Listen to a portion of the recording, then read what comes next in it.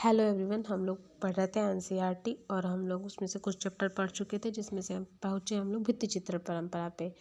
तो इसमें लगभग सभी गुफाओं के बारे में छोटा छोटा थोड़ा थोड़ा करके दे दिया गया है। तो पहले हम इनको एक बार पढ़ लेते हैं, उसके बाद जो गुफाओं के बारे में प्रमुख प्रमुख इम्पॉर्टेंट जो नोट पॉइंट हैं वो मैं बता दूँगी। भारत में भित्ति चित्रण कला की समृद्ध परंपरा प्रागैतिहासिक काल से प्रारंभ होकर लोक कला या आदिम कला के रूप में पल्लवित हुई अजंता की गुफाओं में अपने चरम विकास पर पहुंची।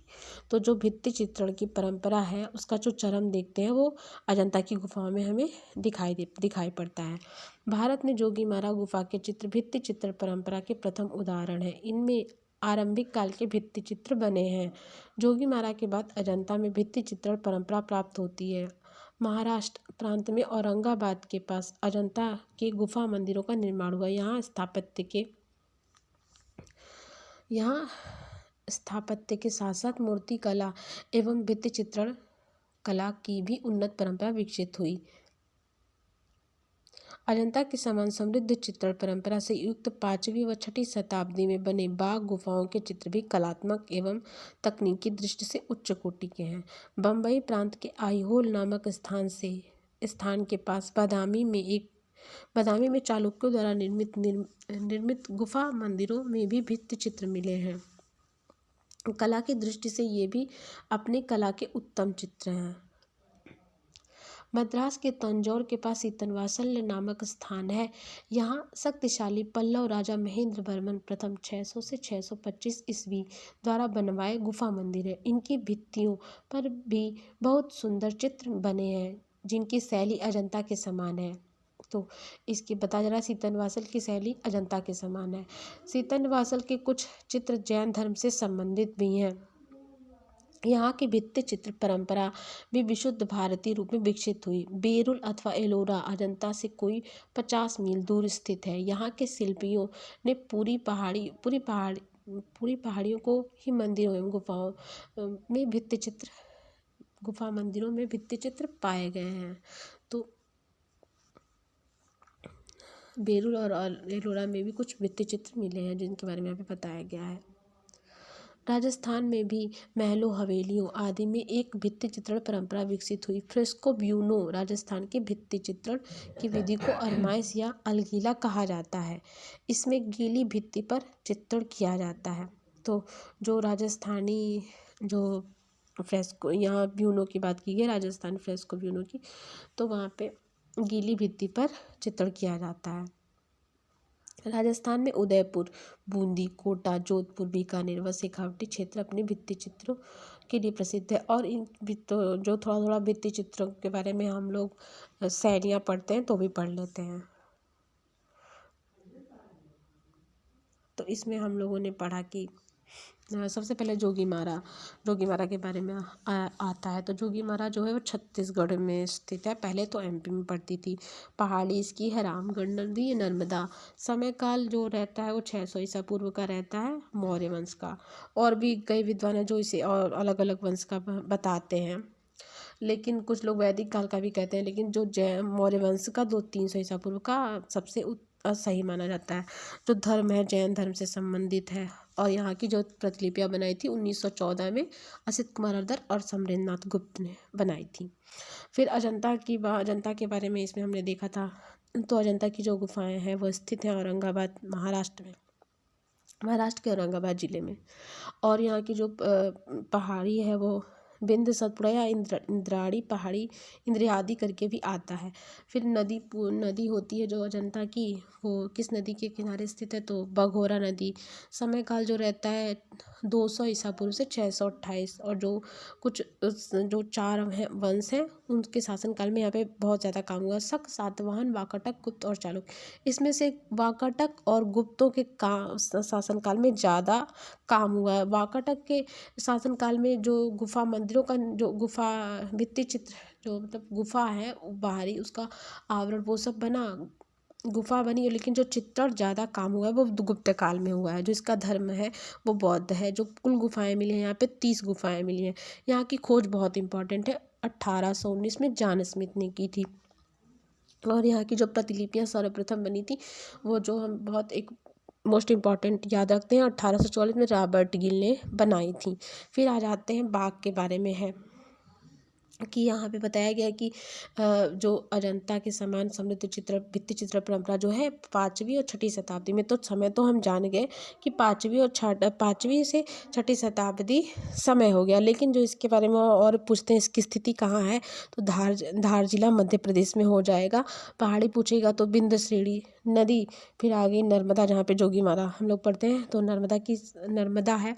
अगर नर्मदा मिल जाता है तो ठीक है, नहीं नर्मदा मिलता है तो बाघिनी सही करेंगे, बाघ के साथ बाघिनी ऐसे करके याद भी रख सकते हैं। फिर उसके बाद जो शासन काल है वो गुप्त और सातवाहन आता है। धर्म फिर वही बौद्ध धर्म जो अजंता के समान, ये इसकी चित्रकारी भी हमने यहाँ पर पढ़ा, तो यहाँ पे जो धर्म है वो भी बौद्ध धर्म हो जाएगा। इसका जो प्राचीन नाम है वो कलयन है। कुल गुफाएं यहाँ पे 9 गुफाएं मिली है। खोज इसकी इम्पोर्टेंट बहुत है, पूछी जाती है। 1818 में डेंजर फील्ड ने की थी। जो इसकी प्रतिलिपियां हैं वो सर्वप्रथम जो बनाई थी वो 1920 में मुकुल चंद्र डे ने बनाई थी। इतना हो गया। इसके बाद अगली गुफा के बारे में हमने पढ़ा था कि सिगिरिया। भाग के बाद हमने बाघ के बाद हमने इसमें क्या पढ़ा था, तो बाघ के उपरांत हमने पढ़ा कि बादामी की गुफाएं जो चालुक्यों द्वारा निर्मित गुफा मंदिर जो चालुक्य द्वारा बनवाई गई थी बादामी। तो इसका जो स्थिति है वो आईहोल के बीजापुर जो कर्नाटक के बीजापुर के आईहोल नामक स्थान पर मिलता है। इसकी जो पहाड़ी होती है तो वो भी बीजापुर हो जाती है। एक और नाम भी इसका मिलता है कुछ। हाँ, और इसकी जो नदी आती है बादामी की तो वो हो जाती है मालप्रभा। और समय तो इसका मानते हैं वो 579, क्योंकि उस काल का कोई लेख इसमें का जो समय काल हम मानते हैं तो 579 जो गुफा संख्या 4 में मंगलेश के शासन काल का लेख मिला था उसके अनुसार अगर माने तो 579 मतलब छवी सदी जो इसका हम मान लेते हैं। बादामी का जो टाइम पीरियड होता है।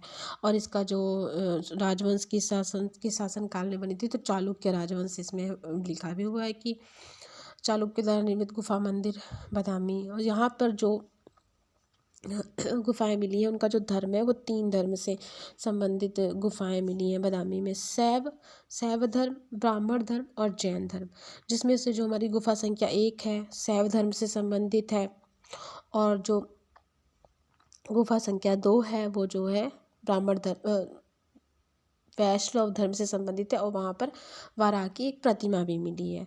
और फिर जो गुफा संख्या 3 है वो भी वैष्णव धर्म से संबंधित है और वो सबसे अच्छी भी मानी जाती है।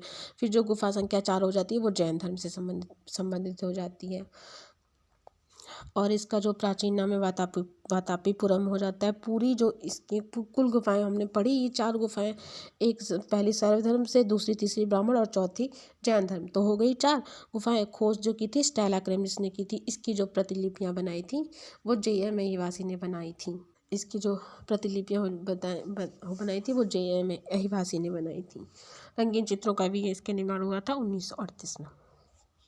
और फिर हमने पढ़ा था बादामी के बाद हमने सीतन नवासल के बारे में पढ़ा कि सीतन नवासल की गुफाएं जो है तंजौर तमिलनाडु, सीतन नवासल की गुफाएं मतलब तंजौर के पास, तो तंजौर तमिलनाडु में है स्थित है। इसकी नदी कभी कभी कृष्णा कावेरी दोनों ध्यान रख लेंगे जो ऑप्शन में मिले उसको।